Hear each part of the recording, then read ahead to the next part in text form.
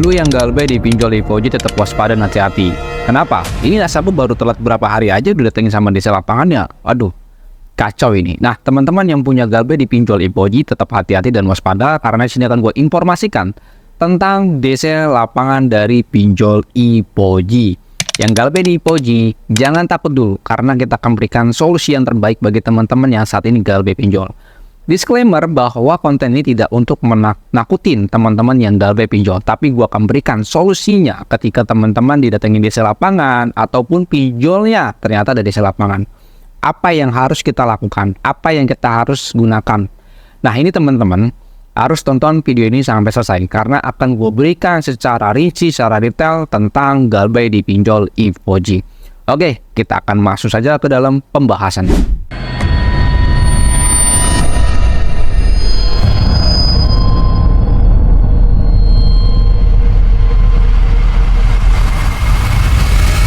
Assalamualaikum warahmatullahi wabarakatuh. Kita berjumpa kembali lagi di channel YouTube Tus Pinjol. Pada video kali ini gue akan bahas tentang galbay pinjol Ipoji ternyata sudah ada desa lapangannya.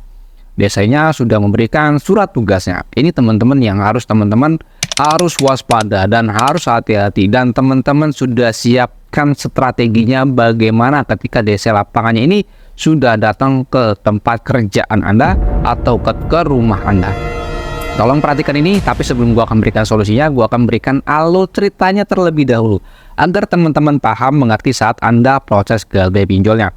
Oke, kita langsung masuk saja ke alur cerita yang pertamanya. Di sini gue dapatkan laporan dari salah satu member grup WA gue bahwa dia itu galbay dipinjol Ipoji, tapi DC-nya ini sudah diperintahkan untuk datang ke rumah nasabah.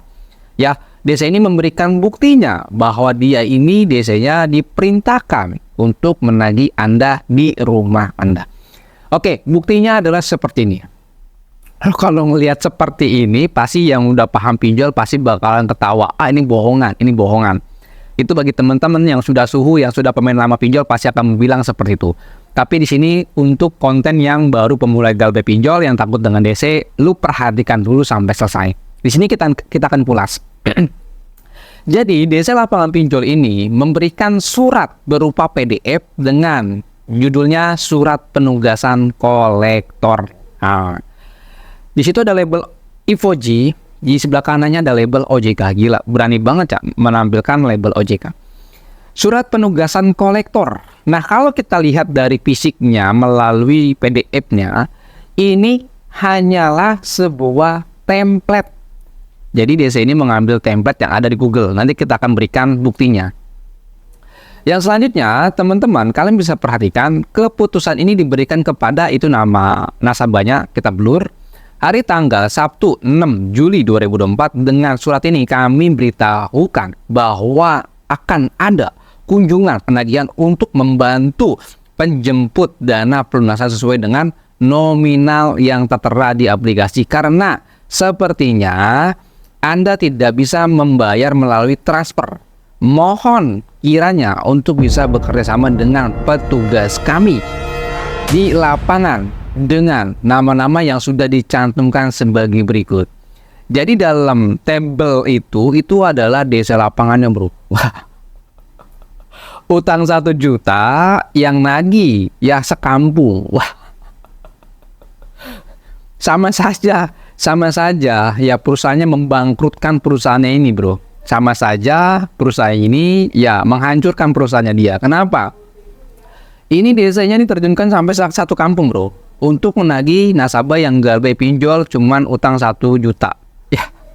1, 2, 3, 4, 5, 6, 7. Ada 7 DC, bro, yang akan datang ke tempat rumah lu. Ya, ini sama saja.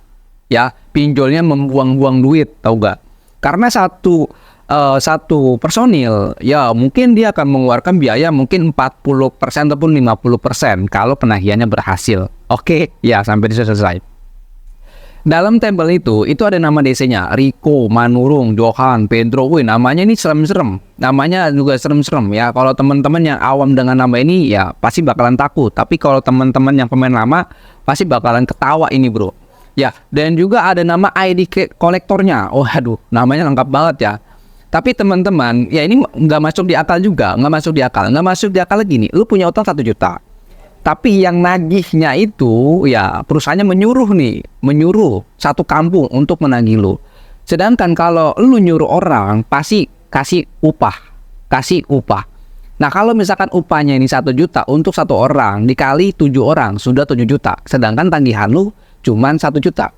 Kira-kira perusahaannya rugi apa untung? Jelas rugi banget loh. Dari situ sudah nggak masuk di akal sekali. Nah, kenapa gue bilang surat ini hanyalah sekedar template. Nah, cara cross checknya gampang sekali. Lu buka saja Chrome. Di sini gue sudah screenshot ya. Lu teman-teman bisa lihat. Di situ gue searching di Google dengan nama ya template surat penugasan kolektor lapangan. Ternyata di sini banyak sekali template-templatenya. Ada yang berupa PDF, ada yang berupa Excel dan lain sebagainya. Banyak sekali, bro. Ya. Itu adalah cuman akal-akalan DC. Jadi kalau lu dapetin seperti itu udah jelas sekali bohongan, bukan beneran. Ya, yang beneran itu adalah DC tidak berbuat seperti itu. Kalau DC lapangan pinjol yang asli tidak berbuat seperti itu. Nah, kalau DC lapangan pinjol yang beneran, dia itu diem-diem datang ke rumah lu. Kalau DC-nya ini sudah tiba di rumah lu, baru udah tuh dia foto depan rumah lu dan kirim gambar ke lu. Itu baru DC yang beneran. Tapi kalau DC-DC yang punya surat kolektor lapangan, itu nggak ada yang mau, bro, memberikan surat tugasnya. Nggak ada yang mau. Kenapa nggak ada yang mau DC lapangan yang asli memberikan surat tugasnya secara via WA? Kenapa nggak mau? Karena ada identitas DC. Jelas, karena ada identitas DC. Ada identitas DC. Apakah DC ini ya pede gitu menyebar data dia kepada nasabah? Tidak. Dia akan berikan surat tugasnya kalau DC lapangannya ini sudah berkunjung ke rumah Anda, sudah bertemu dengan Anda, baru dia tunjukkan. Biasanya dia melalui sistem di handphonenya si DC. Dia akan tunjukkan ini surat tugas saya, Bu. Gitu. Tidak akan menunjukkan surat tugasnya melalui handphone, tidak melalui WhatsApp, tidak, bro. Ya, jadi kesimpulannya dalam konten ini, semua tadi yang diberikan sama DC itu adalah bohongan, bukan asli. Iya, bro. Nah, jadi pertanyaan teman-teman pasti akan nanya lagi, Bang, gue galbay di Ipoji 2 juta, 3 juta, 10 juta, apakah aman? Nah, masalah aman atau tidak bukan dari pinjolnya, tapi dari segi mindset kalian dan mental kalian. Apakah mindset dan mental kalian ini sudah aman? Kalau sudah aman, baru galbay. Justru kalau teman-teman punya pertanyaan, Bang, galbay di legal dan ilegal, yang aman galbay di mana? Kalau gue jawabannya, galbay di legal justru lebih aman. Karena data itu bakalan terkunci. Ya, berbeda dengan pinjol di ilegal. Kalau lu galbay di pinjol ilegal, ini yang sangat berbahaya sekali. Karena aplikasinya bisa meretas isi handphone kalian. Dan yang kedua adalah teman-teman bakalan disebar datanya. Yang ketiga, datanya bisa disalahgunakan oleh DC pinjol. Ini yang bahaya kalau lu galbay di pinjol ilegal. Yang aman itu adalah kalau teman-teman galbay di pinjol legal. Yang aman. Ya, walaupun datang sama DC lapangan, justru enakan didatengin sama DC lapangan, bro. Kenapa? Karena itu tahap akhir, tahap final untuk penagihan. Kalau teman-teman sudah datengin sama DC lapangan, tentu kedepannya teman-teman tidak akan ditagih-tagih lagi. Kalau teman-teman ini menyatakan bahwa teman-teman nggak mampu bayar. Tapi kalau teman-teman masih menjanjikan pembayaran, ini proses penagihannya yang masih terus-menerus dan masih berlanjut. Makanya teman-teman jangan pernah mengiyakan janji pembayaran dan jangan pernah membuat janji pembayaran di saat DC datang ke rumah.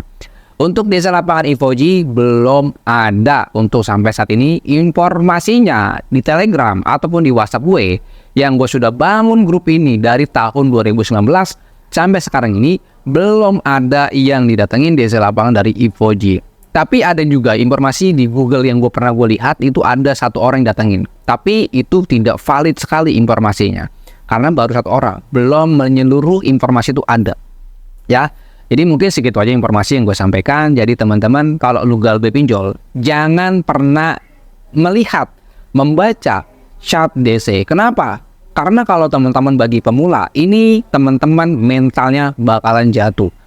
Kalau teman-teman sudah paham pinjol, lu boleh, lu bales, lu chat boleh, lu baca boleh. Tapi catatannya teman-teman sudah mengerti. Tapi kalau teman-teman tidak mengerti, lebih baik diamkan chatnya, jangan diblokir nomor DC-nya, lebih baik arsipkan saja. Anda lakukan itu secara konsisten. Insya Allah nanti ke depannya setelah Anda teman-teman galbay lebih dari 3 bulan, itu terornya juga redam. Ya, ini mungkin segitu aja informasi yang gue sampaikan untuk galbay di pinjol Evo-G. Dan juga teman-teman di sini yang mau join ke dalam grup Telegram, itu link grupnya ada di dalam deskripsi. Lu tinggal klik aja. Setelah lu berhasil daftar, lu baru japri adminnya. Dan teman-teman juga di sini yang mau menjadi member grup WA kita bisa konsultasi telepon dengan saya sendiri ataupun bisa konsultasi chat dengan admin-admin kita yang memang sungguh luar biasa. Teman-teman silakan join di dalam grup WA kita. Mungkin segitu aja informasinya. Assalamualaikum warahmatullahi wabarakatuh. Salam galbay.